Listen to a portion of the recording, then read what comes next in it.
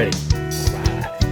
This is another episode of UFO Garage. I'm Ben. And I'm Joe, and this is where we talk about UFOs, aliens, and all things weird. What's up, dude?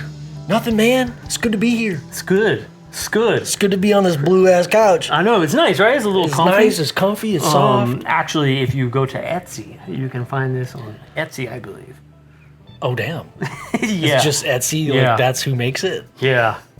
Is it like actually a person that makes these couches? Well, I'm sure some little tiny Chinese kid makes it, but I don't know exactly who. I think in Chinese it would be spelled a little different. It would be more like a symbol. Yeah, but to be honest, though, when I ordered the couch, I actually thought it was going to be way bigger. Oh, so this is a good size. It's perfect. Yeah, but that's why. But you thought it was going to be... Yeah, I moved it up here into the loft, though, because it was so small. That's why I got the blue couch downstairs, because that's more the size I was looking for. Oh, okay, got it. That just goes to show you, you know. It would be way funnier if it was smaller than this. Small, like a tiny couch. They just bring you a model off the floor. Yeah, no, we've... Gizmo would like it. I got this off of Etsy, and it was like, yeah, way too small. And so then I went to Couch Potato. Oh, yeah. Shout out Couch Potatoes, Austin, Texas. Yep. OG. Yeah, dude. So... it's been here for a long time. But yeah, so like this is like the... Well, when we first moved in, the whole family had to sit on this couch. Me, mama, baby, mother-in-law, you know? It was like... it was a tight squeeze. Whose lap are you sitting in? None, dude. This is my spot. Oh, dang. The right side of the couch is always my spot. So, yeah, we ended up getting the other one, and it's been great. So we moved this one up here. That's a nice couch. I think it fits the podcast, dude. I think it's vibes. It's the first time I've really got to like utilize it. Like I said, other than when I first got it, we all had to sit on it at once. So, yeah. Well, I will say came in handy, I guess. I will say you have impeccable interior design tastes, Joe. I'm not sure anybody else out there listening knows this, but this fool could be an interior designer. Maybe your new house. I mean, the living room, dude. The vibes, the chairs, the tables, the mirror, chandelier. Dude, everything is like mid-century modern, kind of 70s, but like upgraded. Like it didn't look old. It looks new. It's just like really stylish. It's the old school future, dude. Yeah. You know? And I mean, I guess this kind of dovetails right into It's Probably Nothing, the show. Right. That whole set, bro. It was sick, wasn't it? It was so sick. It reminded me, like, that's something you would have designed. Like, yeah. It looked really, really good. Yeah, if you have the budget, that's what you go for, right? Yeah, bro. That's what you go for. Yeah. But little do you know that one of those little star clocks, the starburst clocks, dude, it's like $150 for like a tiny clock. I believe it. And then like the big ones are like $250, $300, and you're like, man, I just want to know what time it is. I can't even put that in my pocket. It's got to stay on the wall. You got to start charging like, I'd pay $40 for that, you know, 45. I don't know. I would pay the full 115. That was a sick clock, dude. If it was big, like if it was a statement piece, yeah. Oh, totally. you're saying the one they had was small. Well, probably from where we were sitting in the auditorium, it looked small. It was probably a pretty big clock, though. Now that I think about it, from like where we were looking up, I could tell the time on it. Oh, dang. So it was pretty big. Yeah, it was wrong, but like I could still tell the time. Because we were there when it was dark. Finding plot holes. Yeah. The time is... But hey, you know, it's probably nothing. Well, for everybody listening, we were at the first ever... Joe and I went to the first ever It's Probably Nothing live show. Perfect timing. Daddy, yes. I was gonna put the sprinklers off, and then it will wash the hotness away. Y'all are jumping on the trampoline? Yeah. Oh, hello. We'll have fun and we won't get hot. Is that what you're going to do? Yeah. Okay. Hey, that sounds like a lot of fun. Hey, real quick. This camera, don't touch it, okay? Be very careful, okay? This is the part where you'll hang out downstairs for a little while, okay? Me and Ben, we got some serious work to do. Serious stuff to do. We're doing some serious right now. Oh, yeah, your dance Ellen, pad? yeah, press that button again. I love you. What is this? I love you. It's a dance pad. I love you. Go on. So that's the new format for the show, everybody. We haven't been around because we're busy. We're dads now. We're dads. We got crazy lives, and that's the stuff that we're dealing with. So we were like, forget it. we got to give the people what they want, dude. Yeah. We got to bring the show back. We got to do the show. So that's what we've been trying to do. Yep. There's going to be little interruptions every now and then. Yep. No big deal. Gonna be some crying in the background, maybe. It's what we're doing. Well, we got kids, all right? It's what we're doing now. But what we're talking. It's So, probably nothing. It's probably nothing. So Yes. we got. I got us tickets to the It's Probably Nothing show. Chris Ramsay and Jesse Michaels hosted a live event called It's Probably Nothing in Austin, great, Texas. yeah. Dude, it was so, like, I knew it was going to be cool when I saw the tickets come up because I watched their show on YouTube, and they started advertising about it a couple months ago. I knew it was going to be cool, and it was in Austin. So like, dude, we have to go. No expectations. Literally didn't know what we were going to see, but I knew it was going to be good. But didn't know it was going to be that good. Yeah, it was great. Like, it was really, really well done. I mean, we were just talking about the set design. Like, the vibes were good. Like, this topic is so... Like, you can either be too serious. Sometimes you're, like, too laid back. Like, or Guilty. guilty of not taking it as seriously. But they did a really good job of balancing, keeping the vibes up, not being too gatekeepy. Although they did take our phones, which I actually liked that they took our phones at the beginning and put it in those pouches, because like I got to just experience the night without having to look at my phone. Oh yeah. Like, what time is it? Or like, let me see, my wife texted me. Yeah, dude. You're like, man, I haven't done this since like 1996. Yeah. So a lot of people on Twitter are like, who the hell? It was like one person. I actually liked it. I liked that they took our phones. Like, it was cool. And we find out, the UAP Gerb was the first guest that they had. He was awesome. He's like a human encyclopedia. Yeah, dude. Holy Lots of crap. information. Yeah. Good information too. Yeah, Really seriously. cool. Good information. Well researched. Yep. Yeah. Speaks fast, so you're not just like, well, she got her swimsuit on. It was like, no to swimsuit, run by in swimsuit. I did not bring a swimsuit for Ev.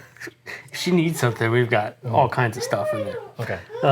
But yeah, and dude, the show itself was entertaining. Yeah. And they were like, yeah, we're gonna have special guests tonight and this Yeah. and that. And, Yeah. And boy, did they ever Yeah. have So special guests. yeah, I thought, UAP Gerb, cool, love it, that was great. And then they go, so they're probably wondering why we took your phones away. Sweet. It turned off. Another. It's got to announce that it's turning off. Yeah. So, Chris Ramsay was like, oh, you guys are probably wondering why we took your phones away. Well, we've got a special guest. And he goes like, he said, the director of S4, the Bob Lazar Story, is here. Also Bob Lazar. Yeah. And the crowd, including me, dude, I jumped up out of my chair. The place went nuts. The freaking walls were like vibrating, dude. Yeah. It was so loud. I've been in that theater for other shows, like in the past, and I've never heard that theater get that loud. Right. And that, like, you could feel the energy. Like, everybody was so stoked. Bob Lazar walked on stage. Yeah, that was so cool. I could have swore like Bob Lazar was just one of those figures that I would never meet in person. Yeah. Or get to see in person. Yeah. It's like, man, the select few that get to hang out with that dude, or like, go to his house and talk to him. That's pretty cool, because he doesn't do interviews, right? He doesn't hang out in the community. He doesn't do UFO stuff. Like, he's just like a dude.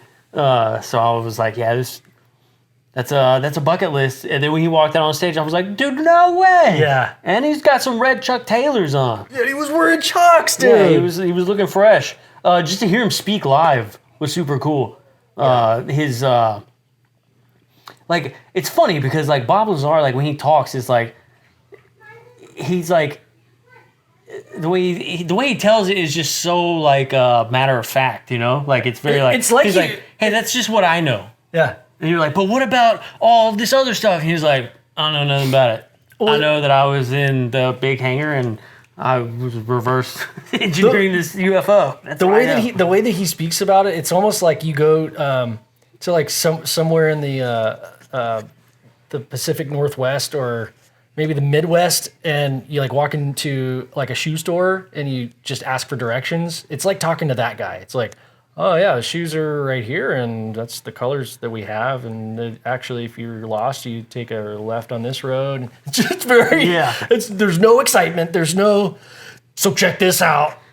It's always very much like, yeah. So anyway, and Yeah. there we had spaceships, and it's crazy to have one of the biggest stories of all time, and then all the rest of it is like, I don't know. yeah, You know? Like, it's pretty wild. he does not embellish. It was very cool. One thing that I'm super excited about, that S4 movie is going to be Yeah, sick. it's gonna be sick. It's going to be sick. Yeah. The trailer for it was pretty amazing.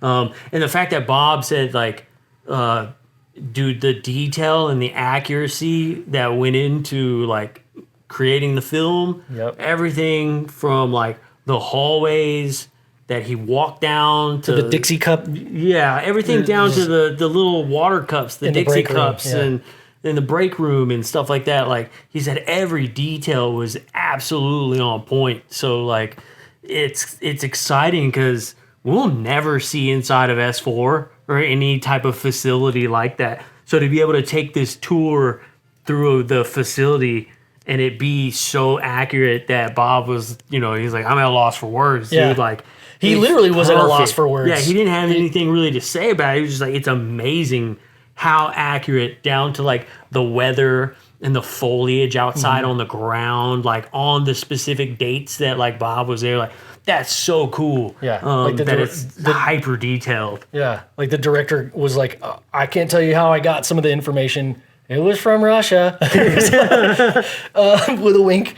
But like that's how we got what the weather was like and what the terrain looked like at that specific time. Dude, yeah, I'm so stoked to see that level of detail Yeah, in yeah. the film. I thought that it was really interesting because I always felt this way, but I could never like describe it. But they described it perfectly when Bob was talking about how the craft never looked quite right. How like up close it looked real. It was like, Right. okay, yeah, this is what it is. But he said from a distance, when you're looking at it, it almost looked like a cartoon. Like something just didn't look right about it. Yeah. And I always thought that was so cool because I always felt that way. Like, yeah, that does make sense because like it The looks. way that like light would bend or like there's vibrations, like ultrasonic vibrations. Yeah. But he was saying in the simulation for the film, like the real engine or whatever they used, they tried to match that, and when they put it in the film, it just looked too fake. Like even though it was true to reality, it just looked fake. So they had to actually make it look more realistic in the final Yeah. edit. Yeah, the fact that he was like, it came out exactly how we wanted it to come out, but it was so good that people would look at it and be like, that's just shitty CGI. So we had to like dumb it down a little bit to make it look realistic, even though realistic isn't what it actually looks like. Right. And am I remembering it right where Bob had mentioned as they were talking about this like cartoonish effect that up close it was like a perfect circle, but far away it would be like more oblong?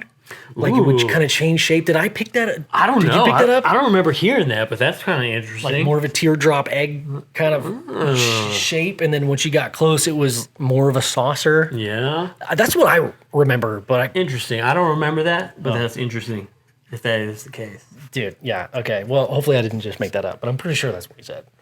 That it changed its shape too. Yeah, that's what Bob said. Dude. That's what Bob said. You didn't say it, dude. Bob said. Bob said that. I feel like everybody in ufology says that. It's like, oh, I'm not saying anything. But The whistleblower saying it. one of the big things that I took away from the show, and man, just seeing Bob live and like kind of just retelling that story again, it reignited this like fire in me. It was like, yeah, because we had talked about this the other night, like. That's what I'm into, right? I'm into Bob. I'm into his story. I'm into the fact that he worked on a UFO, and I'm into the fact that it's a secret, right? Yeah. I love that. I love that part of like the UFO culture and lore. And, I've been telling you, like, I'm honestly kind of tired of like the government stuff, right? Like at this point, like there'll be a lot of upset people probably, but like I don't care who's in charge of it. I don't care who's running it. Like I don't care who's got what and secrets and this and that. They show you. If they don't, who cares? Because I think we're all eventually going to see it anyways. Yeah. You know, like the other stuff just seems like messy, right? Which I'm not interested in messy. Somebody else can go do that work. I applaud that work. I think that's great work. Somebody needs to do it. But for me personally, I'm not into that. Are you saying you're not into the government sanctioned like testimony, whistleblower approved by the CIA? Yeah. Messaging that's coming out, oh, dude. Yeah, I don't think I'm really into that. Like, it's not that I don't care. I do care. I do think it's cool. But man, I just have such a hard time, trusting the entities in charge, even though they're like, we want to help. We didn't even know about this. We didn't, though. We're trying to set stuff up and help whistleblowers, and then come to find out, well, they're not really helping whistleblowers at all. A lot of them are getting in more trouble. And like honey trap. Like dude. it's weird. Like I don't know. It's so shady and gross. Like I miss the days where it's just like, it's the UFOs in the sky. You heard of Bob Lazar, and like just the mystery, like the lore. Like it was like, I think that's what I'm into. Like it's super cool.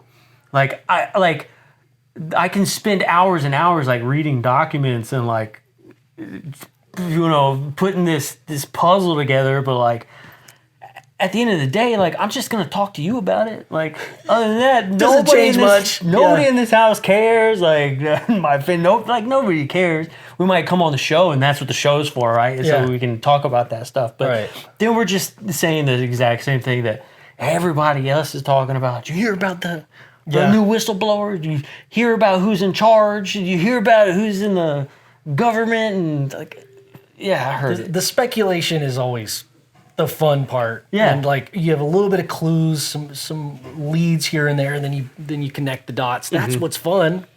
But if there's this entity out there telling you, oh, this is what it is, well, first off, I don't believe you. It's like you're just taking all the fun away. Let's take all the fun out of it. There's certain aspects of it like that I've really enjoyed, like the crash retrieval stuff, right? Yeah. That stuff is out because of everything that's taking place and the current disclosure movement. And I just said I don't care about none of that stuff, but like there's some certain nuggets in there that I'm like, oh, that's cool. Yeah. So the crash retrieval stuff? The crash retrieval stuff is awesome. I guess the people involved with that is pretty awesome. But I think the reason it's awesome to us is because we got the Wilson document before it like leaked. Yeah. You know what I'm saying? So like we read that document and was like, whoa, Eric Davis and like, you know, look at this. It's like astronaut meetings and like talking about like all these, you know, physicists. When and did like, we get that? I can't remember who gave bro, that we to got us. that right after Phoenix, or our very first UFO conference. It must have been from It was like Oregon? I cannot. Or Jocelyn? No, She's the documents. I feel like there was an Australian guy. Oh, that sent it to us. Yeah, and I can't remember his name. Oh, so it was like just someone who emailed it to bro, us. we like. And we never, did we do an episode about it? Bro, When we got it? literally like, okay, so we have the podcast, This was right? like 2019. We started a podcast. We had 3 episodes. We were like, hey, what if Corey Good has slinky hats in space? And like we were goofing like no other, right? Like episodes about sea monkey. Like we were goofing, bro. Like we had 3 episodes. My favorite show. We go to Phoenix. We meet all of these amazing people. We're just so happened to get into a conversation and people are whispering and like, this is huge. Like, this is huge. And we're like, what's huge? And they're like, the Wilson document? There's a document that's about to circulate that's going to be huge. It's going to blow the lid off of a lot of stuff. And sure enough, a couple weeks later, this Wilson document comes out, right? And it becomes a big, big deal. Then, like, then you started seeing like, oh crap, like the news and like the New York Times. But then someone started someone emailed it to us. somebody emailed it to us before it came out, right? And That's what I remember. Yeah, and so like us not knowing any better, we Yeah. were just like, Casually oh yeah, talking. that's cool. Like send Yeah. that to me, that'd be dope, right? Like, just to read some random document. Yeah. Just thinking, oh, this is just gonna be some other random UFO person sending some bullshit, right? Yeah. Turns out to be the biggest document to hit since Yeah. ever. We didn't know enough to. know And we that didn't was- even know what we had, which I almost think is kind of like whoever had this document, almost as if they were like, okay, who are the two biggest idiots that I can find in here? That's how I'm gonna leak it. Yeah. I'm gonna leak it to these two idiots right here. I mean, it's a perfect plan. It was a perfect And we didn't plan. even talk about it. Bro, yeah. I don't think so. I think, let me look right here. I Hold think on, let me check and see where we're still recording. This episode is brought to you by Ancira Salsa, by the way. Ancira Salsa, Austin, Taylor, Texas. They're in 147 HEBs around Texas. If you like authentic, fresh, spicy, good, amazing, good feeling, good tasting salsa that you can eat with it, literally anything. When I ran out of chips the other night, I was eating the green salsa from Ancira Salsa, and I ran out of chips, and the only thing I had left was this baguette. So I sliced some baguette, and I dipped the baguette into the green salsa. That's how much I love that damn Bro, salsa. that salsa dude. is so good. It's so good. It's ridiculous. And it's not literally a sponsor. They don't pay us any money. It's just because I really love this brand. Yeah. Yeah, dude. It's pretty delicious. I'm wearing their hat. Yeah, check this out. Right here. Eric Davis, CEO, Warp Drive When did they send that Metrics. to- When did you? This was in whenever that Phoenix thing. Eric Davis meeting with Admiral Wilson. Like, like somebody sent this to us. you have to send that to me so I can put it on the video. Yeah, I'll That's send this to awesome. you. But it's got the whole thing. It's got the entire, like, we have all of the Wilson documents. Sick. And we just had that sitting in our. And we were just like, oh yeah, that's cool. We didn't even like understand what was happening. Yeah, but that's cool. they're talking about, crash retrievals and stuff like that, and Yeah. who's privy and who's not, and they're just dropping names in there. Like, it's crazy. That's badass. Okay, so that's fun. It's badass. So like stuff coming from the government like that is cool because it's like we weren't supposed to know that stuff. Yeah, so any important stuff people or that's- government dudes that want to leak some documents, you let me a bit know. Yeah, just and we'll email just it to hold us. on to that shit for Yeah, you. we won't even talk. In our cell phones. What's the most secure place you can put this? There's a guy that I know, totally technologically illiterate, and he's gonna keep it on his phone. Send it to Joe. He'll just. Oh, aren't you afraid of that getting out? No, he's just gonna tell his friend Ben. Yeah, he's just gonna talk to Ben about it and show friends and family. Yeah. And maybe somebody who works at the local Starbucks. But other than that, like, it's not going anywhere. Who's gonna important. believe him anyway? Like, I got that, and I should have sent it to the President of the United States. You know what I'm saying? Yeah. Dear, of course you Mis- should have. Dear Mr. President Trump, sir. Sir. Well, Excuse me. excuse me. Excuse me, sir. I have a very important document you might want to research. Dear Joe, fantastic, really, quite frankly, most beautiful document I've ever seen. The best. The best.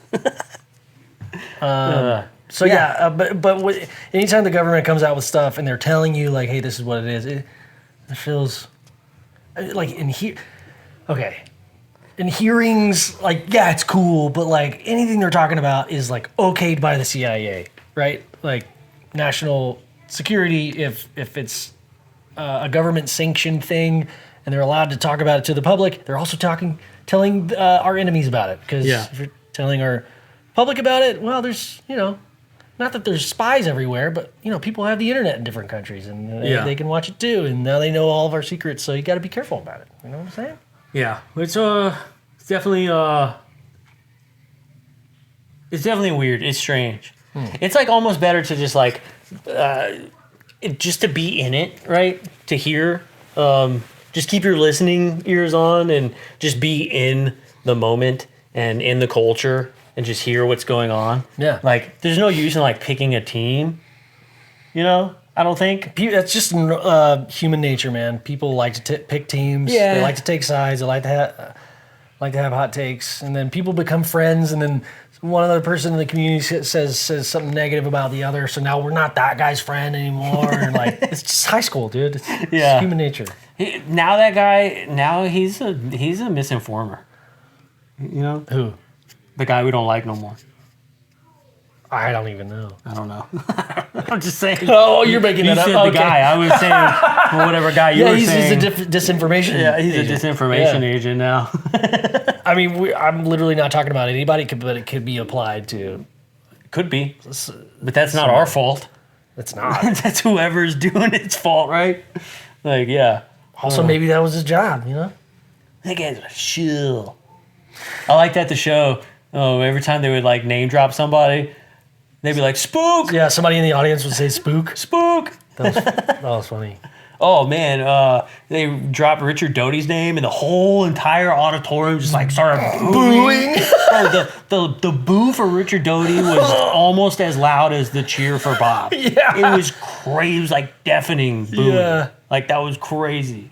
I mean, imagine being Richard Doty. He like bought a ticket and he was excited. He's like sitting in the balcony. He's like, "Hey, this is gonna be cool." Like, They're like, Richard Doty, boo!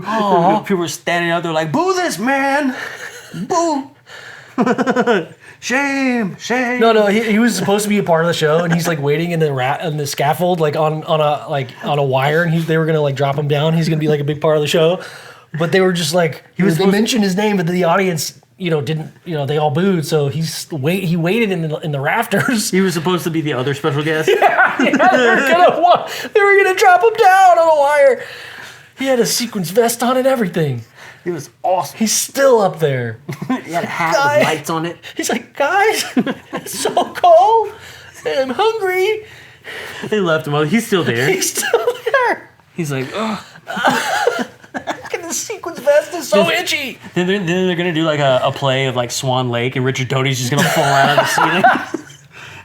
on like a group of unsuspecting 8-year-olds and like doing like their ballet routine. Yeah. Richard Doty falls out of the ceiling. He's just extremely malnourished and dehydrated. He looks just like E.T. when they find him in that creek bed. All the little girls scatter. Like the smoke from the stage, like poof, it like puffs out. He's like, water. Yeah, but I don't know the guy personally. Yeah, I don't know him either. I'm sure. Yeah. Okay, so to wrap it up on the "It's Probably Nothing" show, they did a really good job. It's something that I hope to one day put on a show like that, dude. That would be so sick. Like, they did such a great job. It's goals. It's goals. Yeah. Okay, so next thing I want to talk about. If you'd like to donate to our project of doing a live show, don't do it. We won't get around to it. we will, just not for a few years. Yeah, for you. Yeah. Okay, so dude, second thing I want to talk about is my dream. I had a dream 2 nights ago, and I'm just gonna. I woke up at 2:30, and I just had to get out of bed and write it down because it was so vivid. And I know a lot of people have been doing this lately, but Joe Rogan had that dream he told about, and like this is what that felt like, bro. It was so vivid, so real. Really, I can't tell you. Like you've had a dream like this before, where you were maybe in space. I now know what that feels like. That pink room and that Sprite that I was drinking. Yeah. So you remembered little details. So that's what this was like. All right, it was crazy. Hopefully this won't take that long, but I'm gonna read it off. That's cool. All right, I'm just gonna read my notes. Okay. On some sort of spaceship or underground facility, huge, large elevator that took me up and down hundreds of floors. One floor was my home-based living quarters. One floor was like a master controls, data storage, water-cooled facility with super tall ceilings. I was the only human in the facility. The rest were AI robots. Some human-looking, some were small maintenance workers. One day, a woman my age with dark hair, attractive, came out of the elevator on the data floor. She was wearing beige scrubs. She was scared and panting. Alarms started going off saying, "Contaminant," over a loudspeaker. Whoop, contaminant. Whoop. Like, I remember how it sounded. Whoa. Okay, we're through the facility floor. She said she needed help, so I took her to my living quarters and got her fixed up. I bandaged some wounds. She said she was being chased, and I didn't know where she was. Explained she had never seen another human before. I myself either or just couldn't remember. She asked me if I had always worked here. I couldn't remember. All I ever thought about was maintaining the data facility. Couldn't remember anything else. The alarms kept sounding. Whoop. I can still remember how they sounded, dude. I explained that when there was a contaminant alarm, that meant there usually was a tear or rip in the fabric wall of one of the rooms within the facility. I needed to go repair it. She said it was too dangerous to go anywhere. I said it was my job to maintain the facility and I had to go. She decided to go with me because she didn't want to be alone. We traveled down the facility floor together. She was very scared and I was now getting paranoid. Alarms still sounding. Whoop, whoop. Reached the facility floor together, walked down a long, large hallway with very tall ceilings down the water-cooled data facility. Found there was an air leak in the room I had suspected. It looked like I could see space through the small hole, like stars, space. Dark with tons of stars. Air was rushing out, but wasn't sucking everything towards the hole. I guess it was about 3 inches in diameter. I repaired it with a small. This is very vivid. I repaired it with a special tool, like a plastic welder of some kind. Small cylinder with a wavy tip, a wavy wire tip. A second piece was a sort of vise that gripped either side of the clamp, or either side, and clamped it like a scar tape. Have you ever seen that? Like scar tape? Yeah. It grabs one side of the flesh and the other, and you pull it together. Mm-hmm. Yeah. That's what it was like. Because the wall was like this fabric kind of material. It's almost over. Okay. As we walk back through the data center, alarm still sounding, a guard of some kind rounds the corner, human. White plastic armor of some kind, African-American, silver face shield covering his eyes. But I could see his cheekbones down to his chin. Like I could see, like it was some sort of, it started at the bridge of the nose. So I could see from his cheekbones down to his chin. Started running towards us with some kind of weapon. We ran into a small room, a lab of some kind with metal tables, glass test tubes like science equipment, and a small knife. I grabbed the knife. The man found us in the room. He turned left and I popped out from behind a table and stabbed him in the side, tackling him to the ground. Whoa. Blood everywhere. Like, dude, it was like gory, bro. It was bad. He didn't say a word, felt robotic, but was human. The woman and I ran towards the elevator. As we got to the elevator doors, there was a group of guards. They pointed some kind of weapons at us, telling us to surrender. I dropped the knife and put my hands up. They took the woman and dragged her in the elevator. She was screaming. My vision became blurry, and I woke up. Wow. It was very, very vivid, dude. Dude, that's crazy. There were so many little details. Like I can picture it. If I could draw it, I could picture it. The way you described the guard, he had something in his hand. You couldn't like tell what it was. I couldn't. What could it have been? Right? Could it have been an Afro pick? I'm only asking because the way you described. I wouldn't have stabbed him if I knew it. The only way, because the way you described it, it reminded me of that part on Spaceballs when they're combing the desert, and he's like, "Have you found anything?" And they're like, "We haven't found anything yet, sir."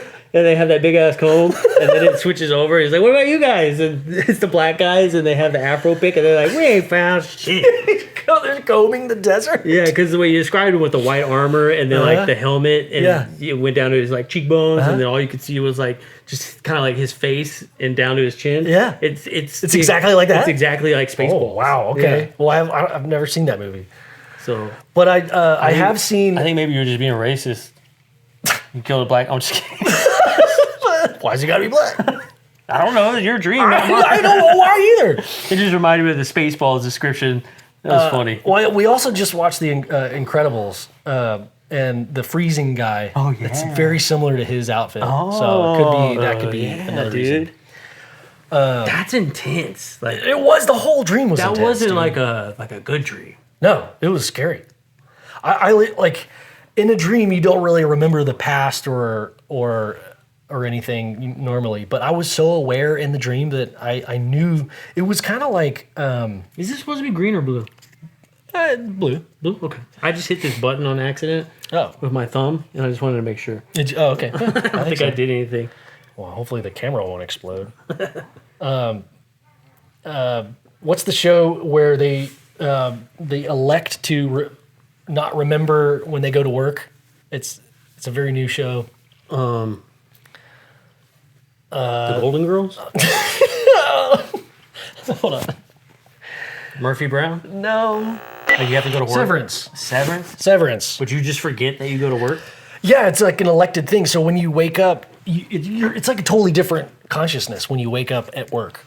Like you don't know, like it splits your consciousness into two different consciousness. There's the outside, it's the outie, and then the innie.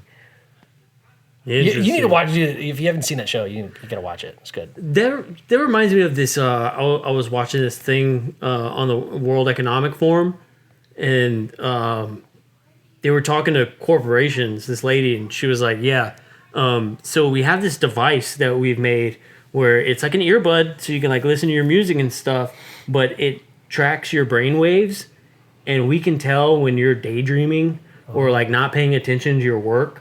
And we can keep track of it. And they were selling it as like, this is a device that we can give to all employees, and it'll increase productivity, and you'll be able to have data on like how to run a successful business.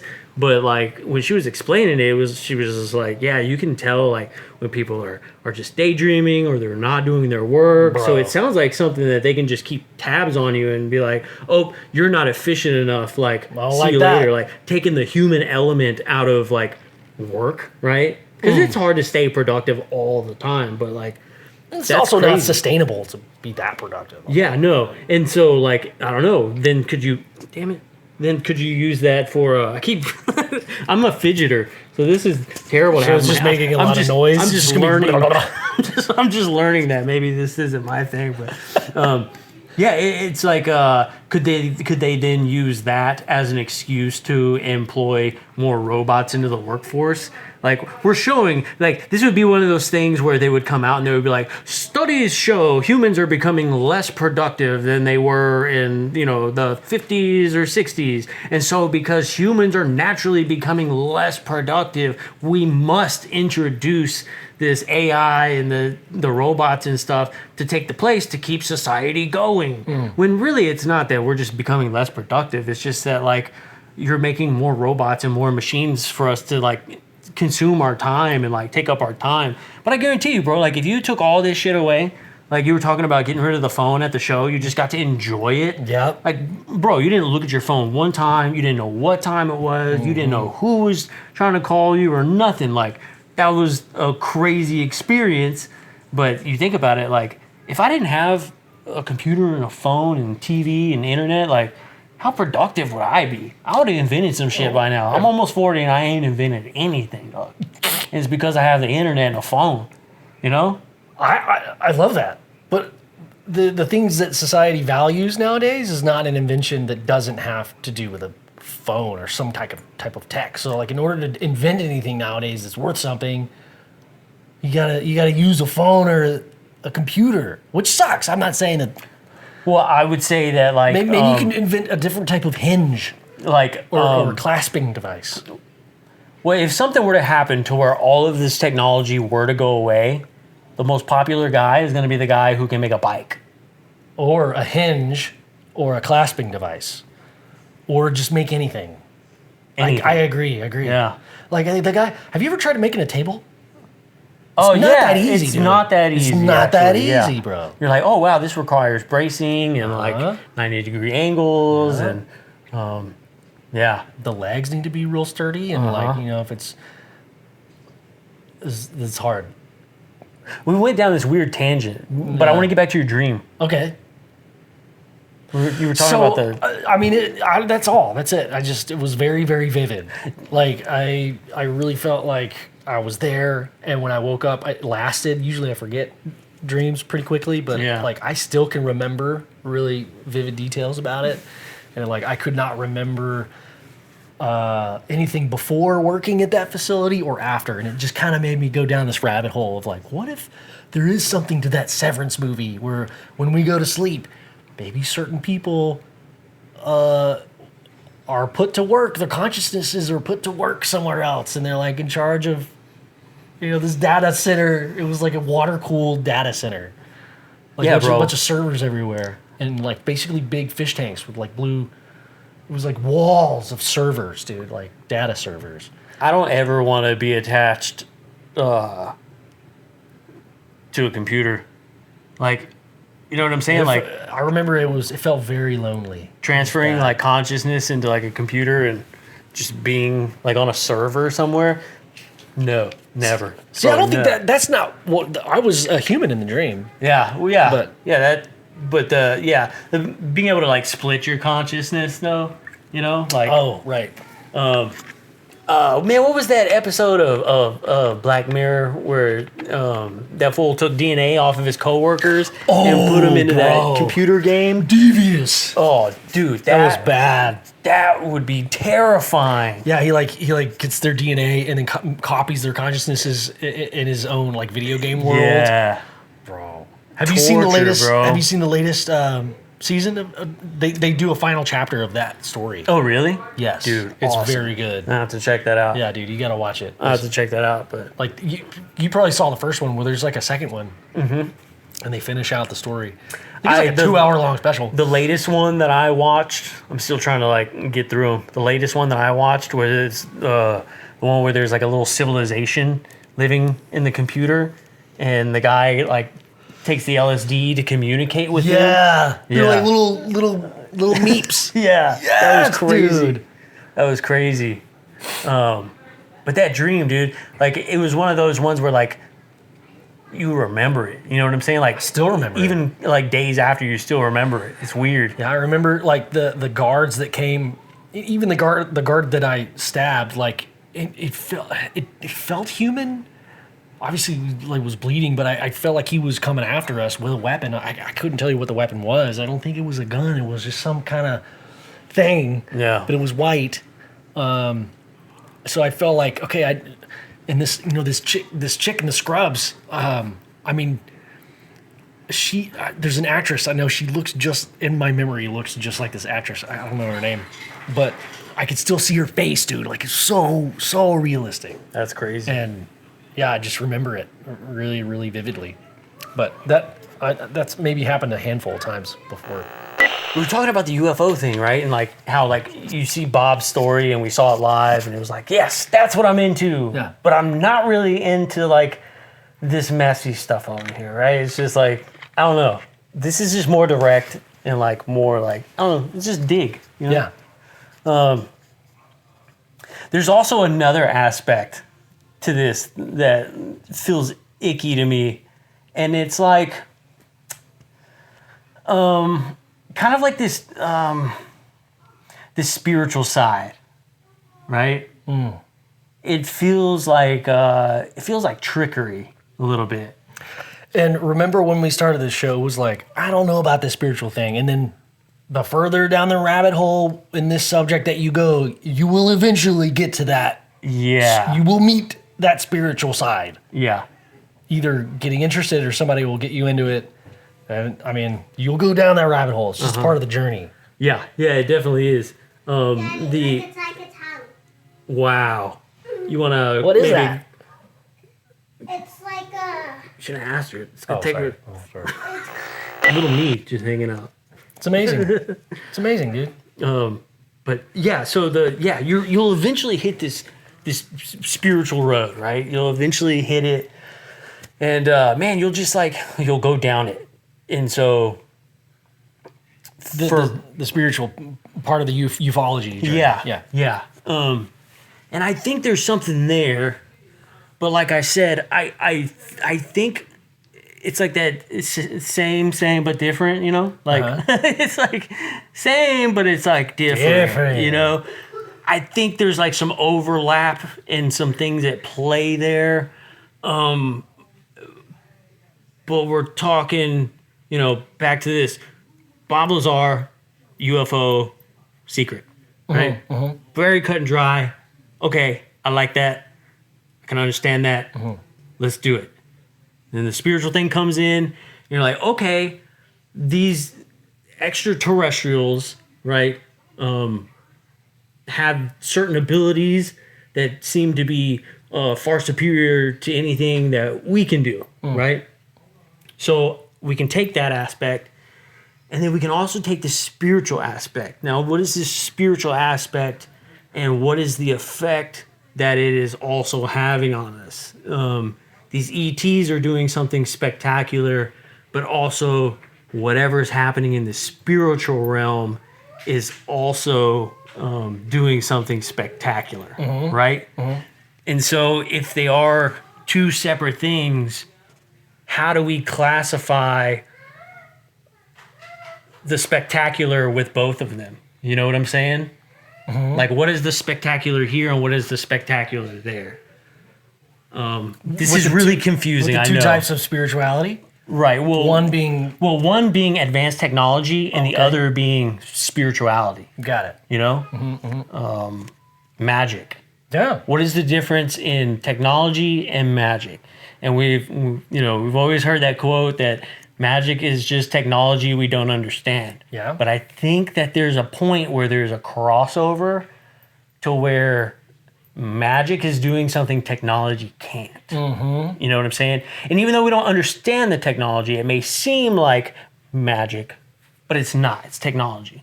But then there are things that is this magic, right? Yep. Quote unquote magic, that the technology just can't do, right? It just can't. So that is a separate category that we're now working with. Okay.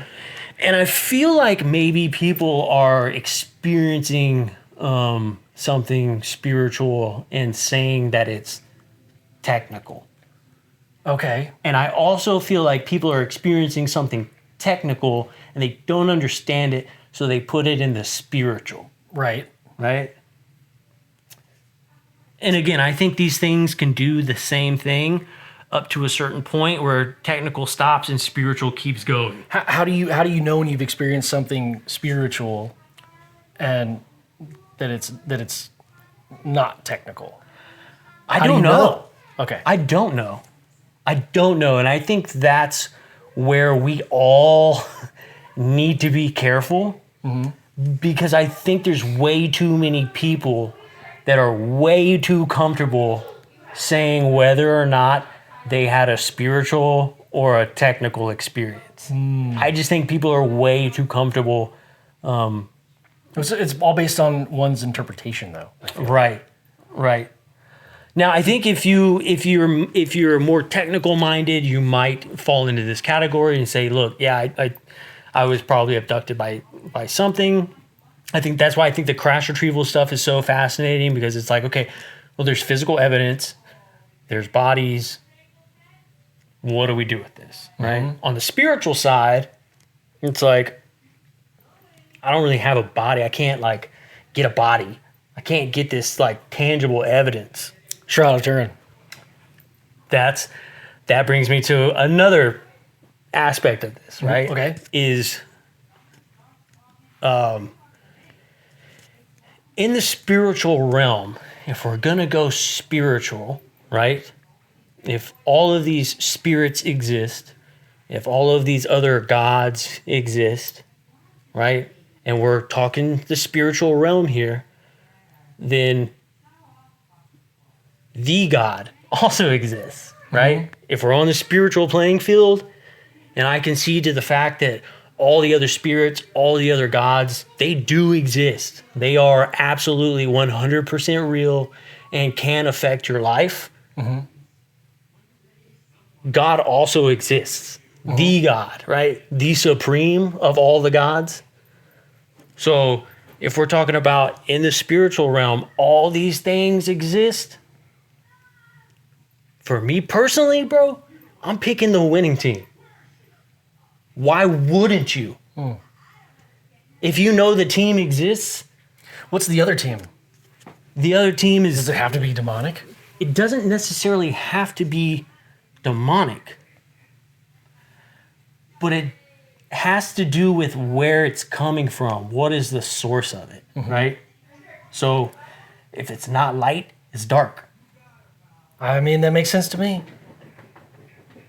You know, like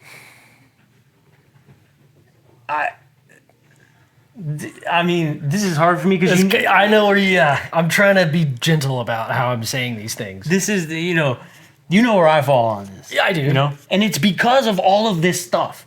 It's because of everything that we gotten into.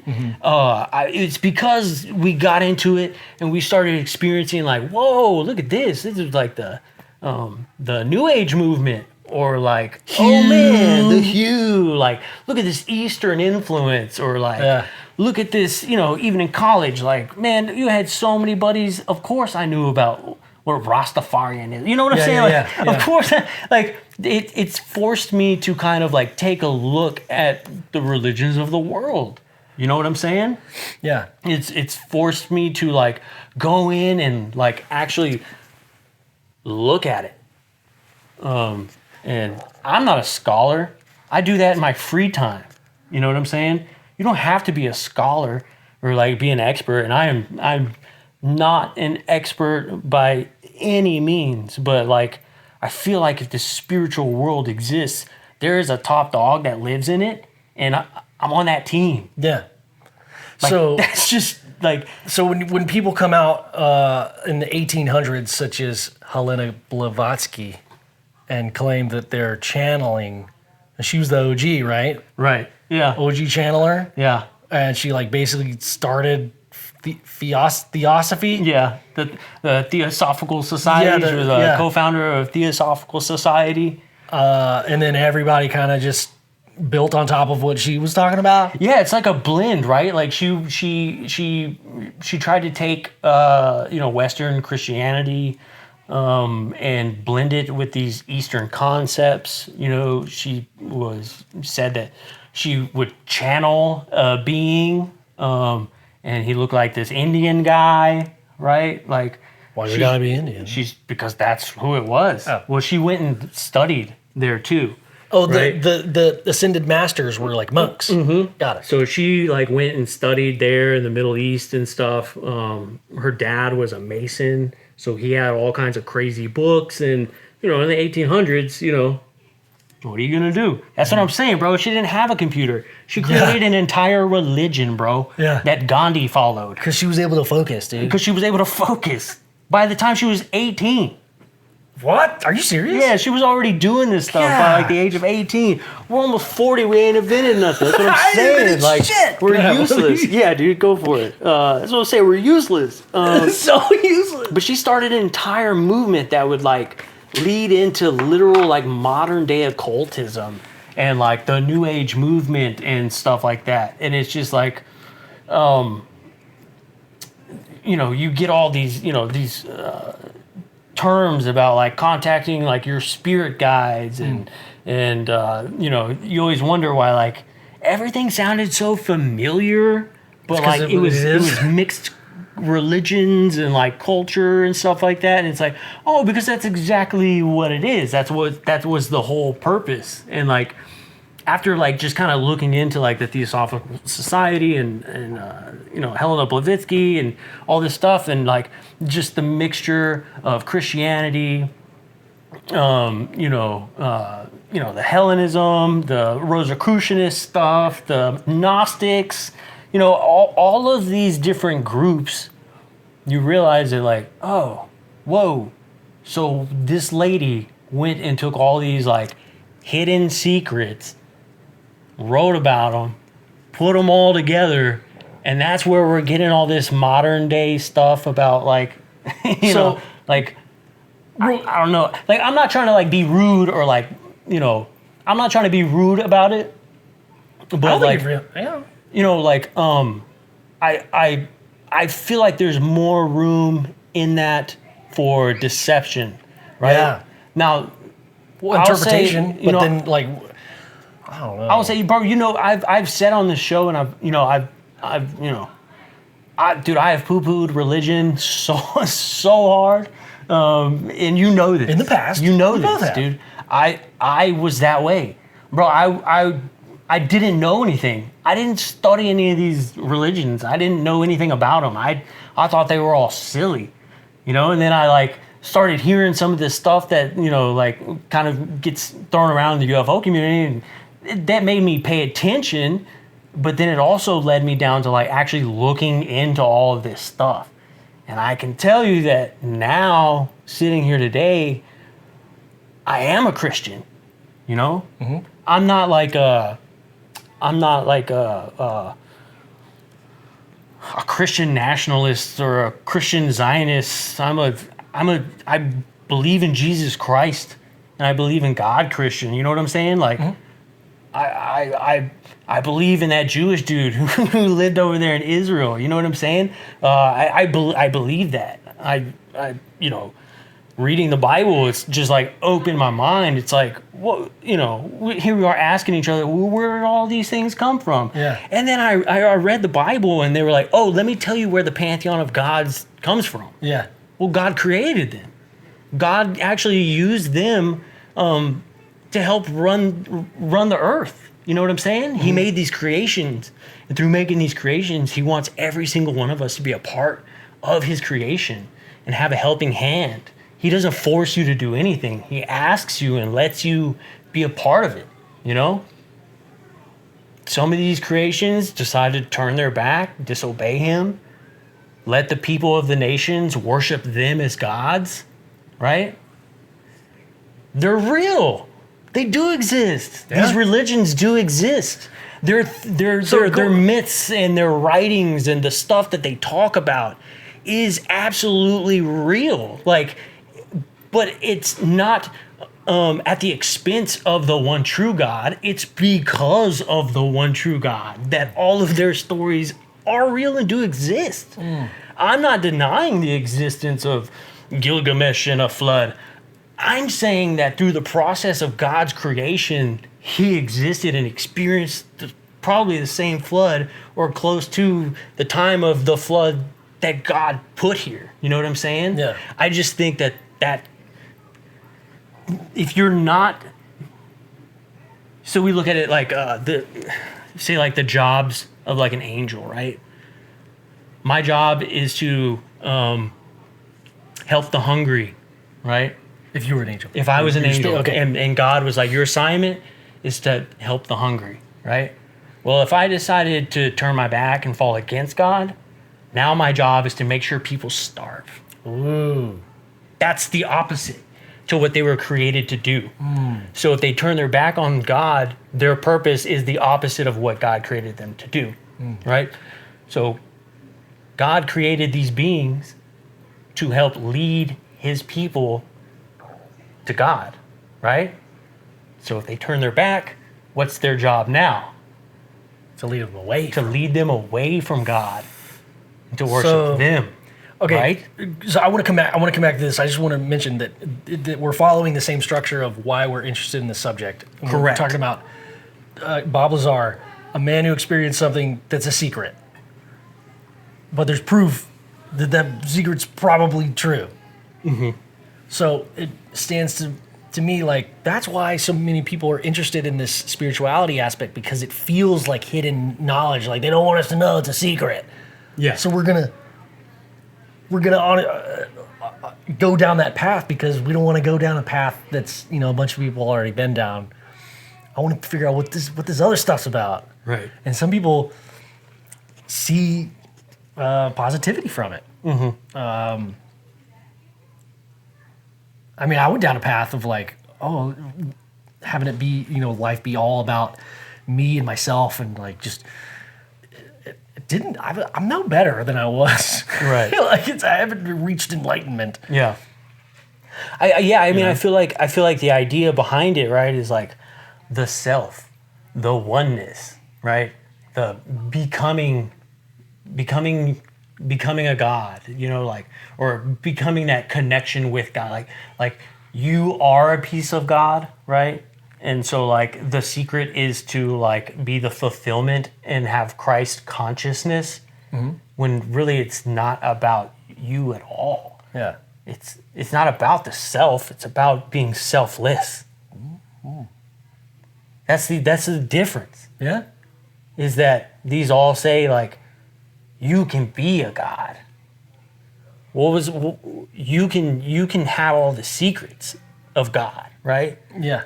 What was the first sin that happened? What was the premise behind it? Hey, if you eat from this, the fruit of that if you tree eat this, that you know, you could be like God. Yeah. You could know the things that God knows. You could be like God. All you got to do is eat this fruit. It's not a big deal. What? It's not that big of a deal. Just eat it. You can be like God. Yeah. So with all these things around me telling me, hey, you could be like God. You just got to follow these ancient secrets and unlock the keys. And like, you could be source. You could have Christ consciousness. Like, I don't think that's That's like the first thing that the the- Bible talks about, dude. they're like, hey, yeah, don't do that. Don't right? do that. Like, But then, okay, just devil's advocate. Oh, yeah, even the word yeah, please.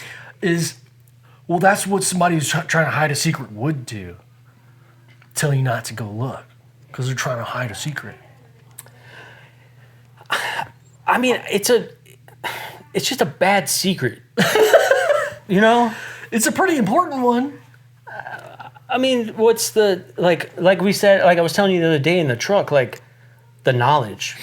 People act like, oh, God doesn't want you to be smart. I don't want to follow a God that doesn't want you to be smart. Why wouldn't I eat from the tree of knowledge? He Maybe doesn't want that's you to know things. And it's like, no, he does, but he'll reveal them to you in the time that he wants you to know them, right? Like the fruit of knowledge, bro, like knowledge. The only knowledge they gained was what's the difference between right and wrong? Like I said, they didn't learn how to go to space. They didn't learn how to make a cell phone. They didn't learn how to make a combustible engine or fire or even, you know what I'm saying? They didn't even learn how to dig metals up and make shields yet. Like they didn't learn any of that. All they learned was the difference in good and evil. Well, I feel like we're all born with that Right. ability to know the difference. But why Most are you born with that? I don't know. Yeah, like morality, it gets really, really sticky when morality becomes relative, right? Yeah. So I think right and wrong is everybody knows it at a certain level. I guess for some people like sociopaths or something like that. yeah, Well, there's like a chemical imbalance. there's an inherent like I guess feeling, but you know like how we just look at history and it's like, well, there's a lot of things that used to be okay that aren't exactly okay. But then if we like, you know, if you look at that law of God, you're like, oh dang, that was never okay.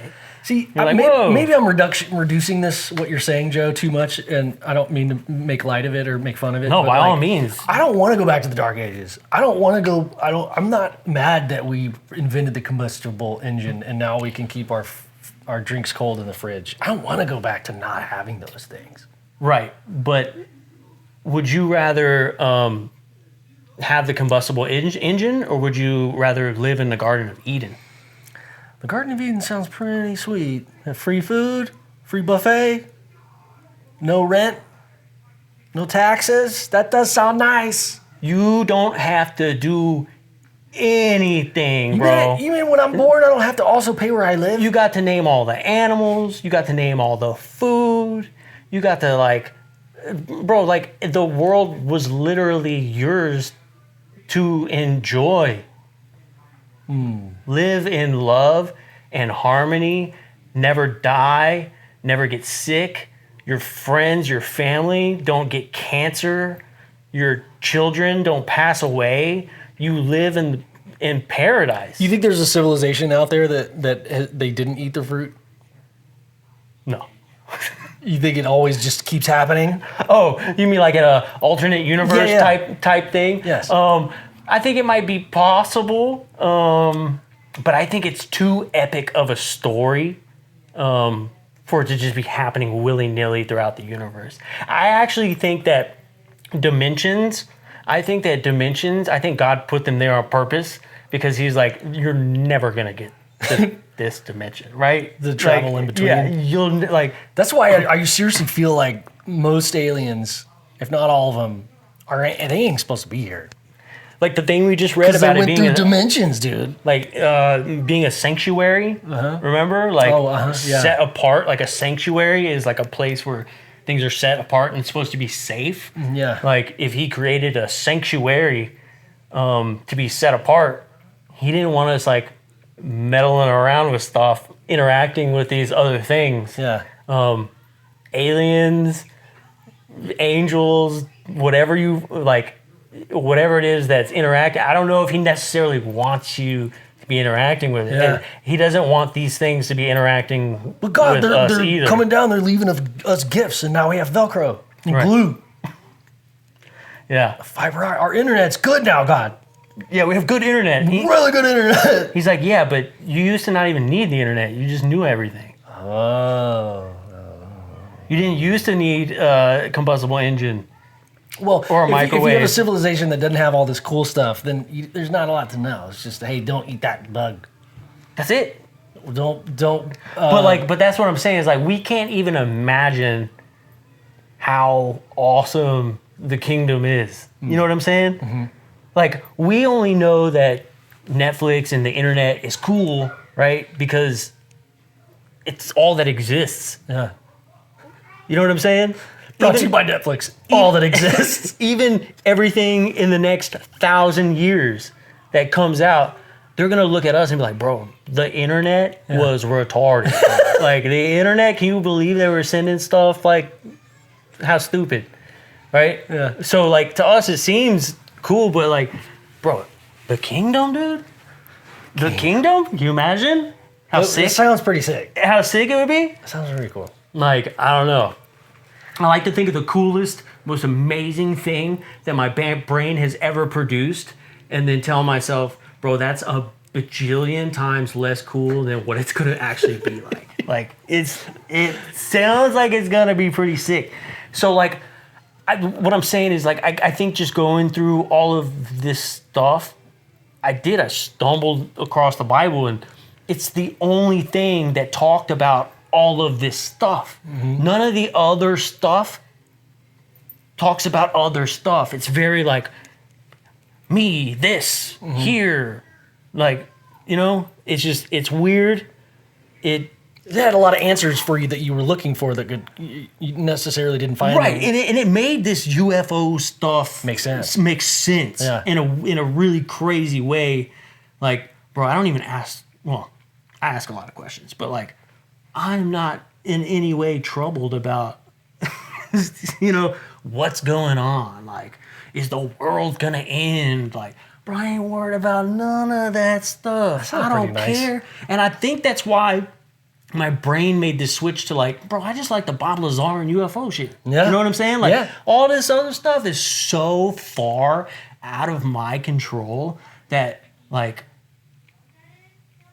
it's literally up to God. You know what I'm saying? Like, don't worry about it. There ain't nothing that I can do about it. But like, listen to this. Listen to how specific this is, right? Where'd it go? Right here. So he talks about it in Matthew. He says, beware of false prophets who come to you in sheep's clothing, but inwardly are ravenous wolves. In John, he says, beloved, do not believe every spirit, but test the spirits. See whether they are from God. For many false prophets have gone out into the world. How do we test them? Ooh, how do we test them? How do we test them? How do we? We'll see here in a second. Oh, okay. It says, I'm astonished that you are so quickly deserting him who called you in the grace of Christ and are turning to a different gospel. Not that there is another one, but there are some who trouble you and want to distort the gospel of Christ. Right? He's saying, Gnostic like, texts? you're listening to these. That's exactly who they're talking to. It's like, hey, there's going to be people right now that are going to like preach this gospel, but we have to be careful. Because it's not really New Age prophets. It's not what we're doing. So you have to be careful. But false prophets also arose among the people, just as there will be false teachers among you who will secretly bring in destructive heresies, even denying the masters who bought them, bring upon themselves swift destruction. And many will follow their sensuality, and because of them, the way of truth will be blasphemed. So he's saying, like, look, there's going to be people that are going to show up, and they're going to talk real sweet, and you're going to be like, that sounds like what Christ would teach. I'm going to follow this guy. But you got to be careful, because if he's preaching a different gospel than the one that we have, you're being deceived by a spirit in this spiritual realm that I do believe in, with all these spirits that exist, that everybody else believes exist too. Yeah, I believe that they're there. I believe they show up. And if they didn't follow the rules, I think they might be deceiving you. So you just got to kind of know, like, what are we doing here? Deceiving us from what? Oh, what they were writing about in the Bible. Now, the Bible didn't exist yet at this time, right? They're still putting all that stuff together, but it's inspired, and it's got its borders. You know what I'm saying? Like, this is how we know certain things. Check this out. That's so cool. So he also goes on and says, Beloved, do not believe every spirit, but test the spirit to see whether they are from God. For many are prophets have gone out into the world. By this know the Spirit of God. Every spirit that confesses Jesus Christ has come in the flesh is from God. And every spirit that does not confess Jesus is not from God. This is the spirit of the Antichrist. So that's how you test, is like, hey, do you believe Jesus was here? So, yes, if you are being, like, a lot of you people think that, yeah, I talk to spirits. I have a spirit guide. Yeah. Ask that spirit if Jesus Christ is God in flesh. Got it. Okay. That's how you test it, to know if you're getting the good answers. Dang. If it does not say that Jesus Christ is God in flesh. See, I wonder if that's why with some abduction cases, when they confess Jesus. Yeah, when they're like, when they say Jesus Christ is the Lord and Savior, then those aliens are like, all right, I'm out. Multiple things happening there, right? Yeah. And that's exactly what I'm talking about. That, like, some people may be thinking, oh, I'm having an abduction experience. Really, they're having this spiritual experience, abduction, warfare of sorts. We're literally fighting a war every single day on the spiritual realm. It could possibly be in dreams. Could be in dreams, absolutely, 1,000%. I only have a couple more. Makes me think about my dream, dude. Didn't feel like heaven. Let's see. For the time is coming when people will not endure sound teaching, but having itching ears, they will accumulate for themselves teachers to suit their own passions. And will turn away from listening to the truth and wander off into myths. As for you, always be sober-minded, endure suffering, do the work of an evangelist, fulfill your ministry. What does that mean to you? I think we have a lot of that now, like with the ancient alien stuff and just all that type of stuff going on. Like, having itching ears, they will accumulate for themselves teachers to suit their own passions. Basically meaning like, hey, I believe this, so I'm going to go out and find people who believe that as well. And these people are going to be smarter than me, and they're just going to tell me basically what I want to hear to solidify my point, instead of going out and like putting my point against the other point and seeing how it holds up.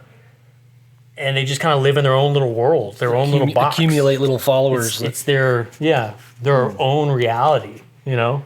Dangerous. It's you know. So I don't know, like, it's just all of this stuff coming after the fact. Something was already telling you, hey, this is going to happen, so be careful. Yeah. And then this thing happens, and everybody's like, oh my gosh, it makes so much sense. And you're like, wait. They already told us that was going to happen and not to do it, right? Yeah. Where are you going? Where are you going? Where are you going?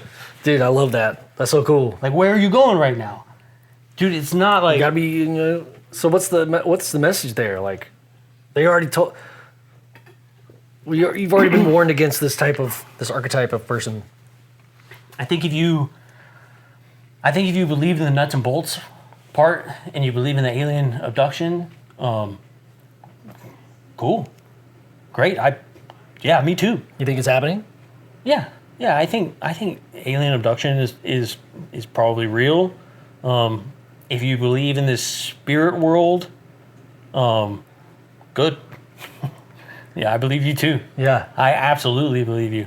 I just think that the spiritual part of it, I just think we should be careful. I'm not telling anybody what to do. Like I said, dude, I have completely I've talked very bad about religion, Yeah. but after actually digging in and reading it, there's so many people that I hear that I've read the Bible. Yeah. Oh, okay. A lot of people say that. Yeah, everybody says it. Yeah, I read the Bible. Yeah. But dude, if you've read the Bible, you don't know anything about it. You got to read it and reread it and reread it and keep reading it and studying it like your life depends on it, because it does. It absolutely does. Yeah. Every answer that you need is right there. It's right there. It's basic in the form, but it's complicated in the delivery and also your own comprehension. Yeah. And we're talking about things that were written over 2,000 to 6,000 years ago. We're reading it in modern day lenses, and we're not reading it from the perspective of an ancient Hebrew, Right. or an ancient Egyptian, and what they were living through and what they were doing at the times, And you can even look at other ancient cultures that have nothing to do with biblical writings or prophecy or anything like that, and you can see evidence of what the Bible is talking about. Yeah. Even though they're not necessarily being biblical, right? Like the Egyptians. I found this interesting. The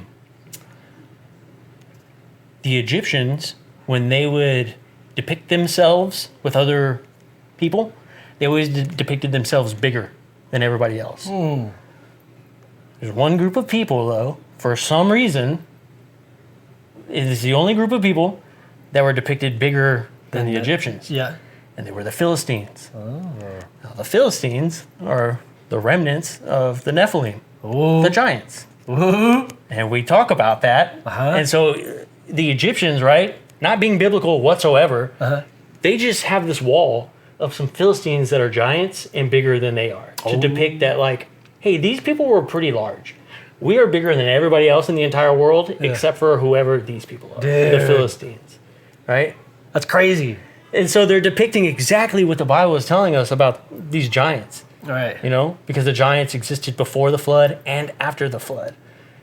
And their descendants would be like the Anakim, the Rephaim, right? The Amorites. Yeah. So the Philistines, the story of Jonah and the fish, right? So the Philistines, they believed that their God came from the sea. They believed that their God was like a half fish, half man. Aliens live in the sea. And so that's who they worshipped, right? Jonah supposedly gets swallowed up by this fish and gets An underground spit out on the land, right? USO. Well, the whole point of that is because the people that were living there, they would see Jonah and say, this man was brought to us by a fish. He must be a messenger from the gods. And what does he do? Then he proclaims God, Yahweh, right? He's telling these people, hey, there's a God. I know you're not going to want to hear this. You guys have other gods. Hold on. Don't kill me, right? He didn't want to go there in the first place, Yeah. but God was like, you have to. And he was like, I ain't going. But you have to. And so he was like, okay. God was like, touche. You get on that boat, let's see what happens. He gets on the boat, weather event, falls off, gets swallowed by a big fish, and that big fish takes him exactly to where he needs to go to. The Philistines are standing out there. They're like, what did that just happen? Did this massive fish just spit this man up on the land? It must be a message from God.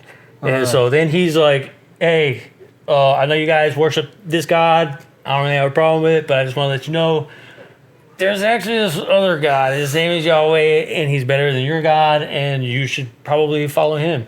And so it was significant to those people because they were like, well, if the God from the sea gave us this message to follow this God, we should do that. Yeah. Right? So it was like significant to them. Yeah. It's just funny That's how cool. like we look at these other cultures and then we see like, oh dude, so like God wasn't just like doing his thing. Like he was interacting with these cultures and speaking to them in their languages that like they would understand. Yeah. You know? Because that was his job. Right. After the Tower of Babel, you know, when he confuses the languages and separates everybody into nations and they all start following these other gods, Yeah. right? Like, that's what he was doing. He was connecting with them. And so we know that there's no. Okay, so God interacted with these civilizations by through prophets. Mm-hmm. And why doesn't it still happen today? Because the final prophecy has been made. Right. So you were telling me a little bit about that. Like, okay, so there was a last one. Yeah, Jesus. Yeah. And so that's why he's like, well, if anybody comes out and says they're talking to God, Yeah. they're lying. Because the first half, the Old Testament, right? The Torah is predictions, right? And then the New Testament is the fulfillment of the Torah. Okay. That's why when Jesus comes back, that's what people get mixed up is they're like, he came back to get rid of all the laws and stuff. Like, all you need is Christ. And he's like, Jesus specifically says, I didn't come to get rid of Torah. I came to fulfill it. Mm-hmm. I came to correct some things that you've been doing. And then like, this is the new standard. This is the new covenant, right? I didn't come to dismiss it. I came to fulfill it. That's the whole point of this. Cool. Yeah. And so anything after that isn't needed. You know? So no new prophets. No new prophets. No new prophets. Yeah. So, I mean, is there people who maybe have visions? Probably. Yeah, maybe. Is there people who are predicting things? Yeah, maybe. I don't know. But Is it from God though? well, that's up to them to ask. Is Jesus Christ God in the flesh? So when you're being given a message by a spiritual being, ask if it's from. Yeah. Whoa. How do you even ask that in the moment? I- when you're like, you know. I don't know, but I think it's good instruction, right? Because that would be most people's reaction. Yeah. But would that be the reaction of a ancient Hebrew? Would they know? No, I don't think so. Is that in instructions? Those are instructions. I don't know. How do you Is it? act when a spirit contacts you? How do you act? I don't know now. It's in the Bible. You can read it. Oh, The well. answer's right there, right? So it's giving you the answers on how to deal with this stuff. Most of us walk around and we're like, I don't know, light some sage, put a candle on. No. Crystals? First things first, you ask, is Jesus Christ God in flesh? That's how you test who you're talking to. And once you can test who you're talking to, bro, you've just opened the spiritual realm in the most beautiful way. Those are gifts, though. You know what I'm saying? If something contacts you and it says, yes, Jesus Christ is God in the flesh. So you gotta be like, hold on. Question. Is Jesus God in the flesh? Yes. And then if they go away and you wake up, then you know. Because if they are from God, they know the protocol, Oh, snap. right? All right. Yeah, absolutely. Okay. I feel like now I have some action items. And so that's where I like to make the distinction between a miracle. A miracle. What is a miracle? A miracle is from God to you on His time. You didn't invoke anything. You didn't, draw a circle with a pentagram. You could pray for something. You can pray, right? You can pray. You can pray to God. But the beauty of it is not that like you're like, give me a miracle, show me something, right? That's not what it's about. Your faith isn't based in miracles. It's based in your belief, your relationship with God, your faith, in Him. It's not based in the miracle. That's not what it's for. That's why it's a gift. That's why it's a miracle, right? And if it's coming from something else, now it's magic. It's deception. It's sleight of hand. It's misdirection. Yeah. It's trying to get you to do something other than what you're supposed to be doing. Right? So that's the difference. What is the difference in miracles and magic and technology? Well, technology is just stuff we don't understand. Maybe we will eventually. Magic is deception, and miracles are from God. They're gifts from God. You heard it here. You heard it here, You know? folks. I love this. Okay. All right. So we're at an hour and a half. Yeah. I feel like this is going to be a recurring theme in the show, honestly. Like I know that it's a topic that we've been kind of dancing around. Yeah, a little And bit, yeah. I just when we Well, just because I'm uncomfortable, right? Like, I don't want it to sound like I'm trying to tell anybody what to do or what to believe. Yeah. I'm not. I would love it if, but that's you did, but, it's up to you. It's your... But this is what we talk about when you Yeah. and I are together, not on camera or with a microphone. So Yeah. why not have it be a part of the evolution of this show? Absolutely. You know? Absolutely. I think it's fascinating. I learn something from you every time we talk about this stuff, and I'm going on this journey with you. I'm not doing my own homework. That's the only difference. Is that I'm not like. Well, it's just so fascinating because the reason I fell in love with the UFO community in the first place was because there was so much to learn. Yeah. It's literally like a bottomless pit of something to learn.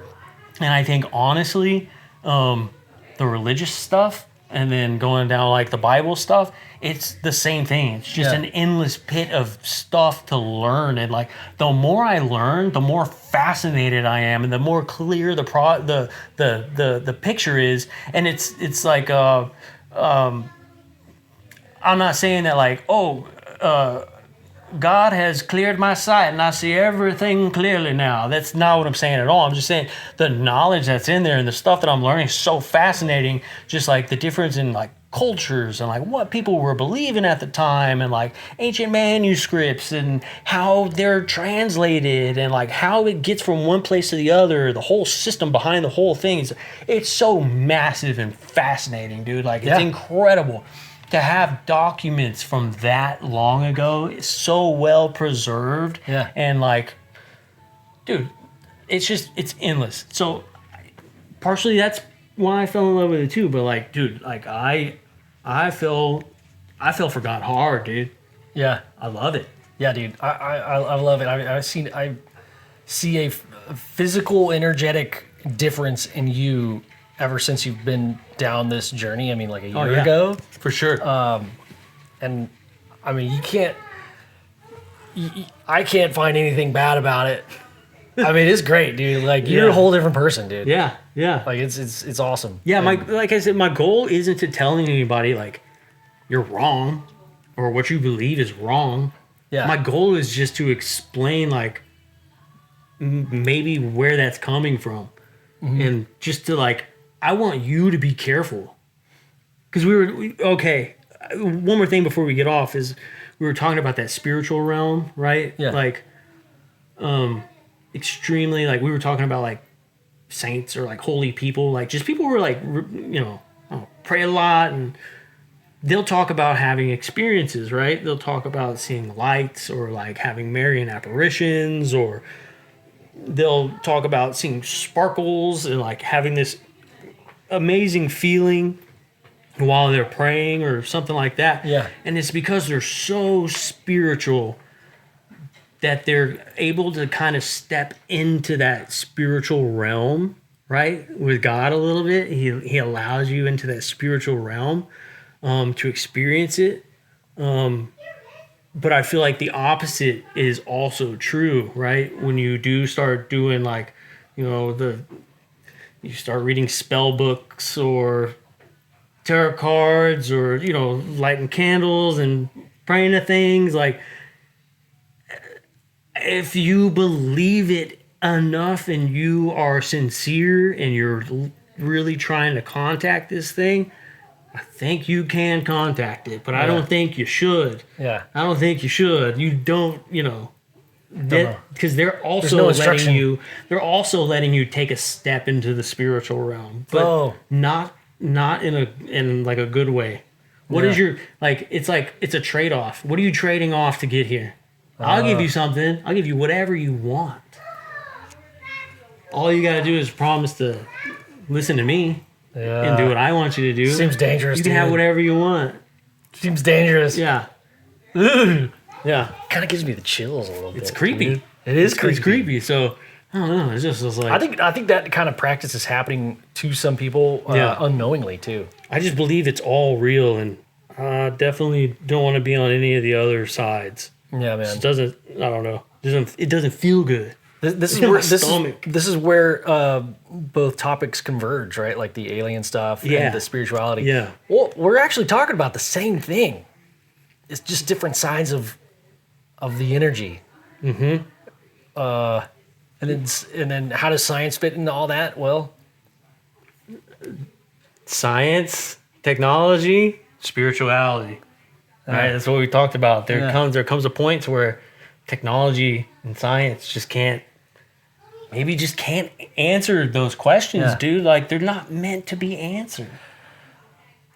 Science didn't create it. so like what? Okay, now I'm about to go down another rabbit hole. Maybe this is a setup for the next episode, because I want to look into frequency healing. These monuments that have been constructed, these monoliths that are set in a way like Stonehenge and other sites that seem to be giant blocks that were like tuning forks. Yeah. And how frequency, maybe the civilization before us knew some stuff that we didn't know, and it's not necessarily demonic or like given to them by aliens. It was given to them by God. And if there is a way to heal your body with sound frequency, and I don't know if that's diving too far into the. Not at all. Can I answer that real quick? Sure. So, Is this for episode? This is the second episode. Just due to our sin is the reason we need to be healed in the first place. And so, if God wanted you to be healed, then okay, he would do it, which means they had to learn that from somewhere. Who taught them how to heal bodies? Oh. So healing is a good thing. We want to heal. We love hospitals. We want people to get better. That's a good thing. But where did that knowledge come from? Because had we just obeyed the rules in the first place, we would never need to be healed. We'd be perfect. Ooh, I have some thoughts. Okay, so obviously I'm not Adam, but I'm paying for Adam and Eve's sins forever. So, I mean, like, this goes into like Christian Science stuff, where like they're not really supposed to be taking medicine and stuff.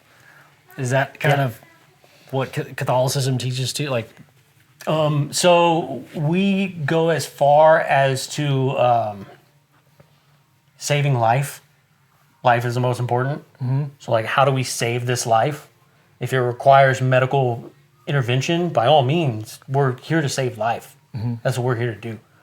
so like an accident or an injury. But if it's like a chronic illness, Chronic, like, we just have to kind of cancer. wait it out, live it out. yeah. So for the patient, they can take medicine, but also, like, some of them choose not to, right? What's up, baby? Yeah, that's probably a next episode. Yeah, let's get into the next episode. My here daughter's they bringing come. her painting. I can't wait to see it, baby. I traced the lines like this. Whoa! Oh my gosh. The little statues were Thanks for hanging out with us today, everybody. Sorry, we're gonna do our outro. We're gonna go ahead and let you go. This has been another episode of UFO UFO Garage. Garage. Woo!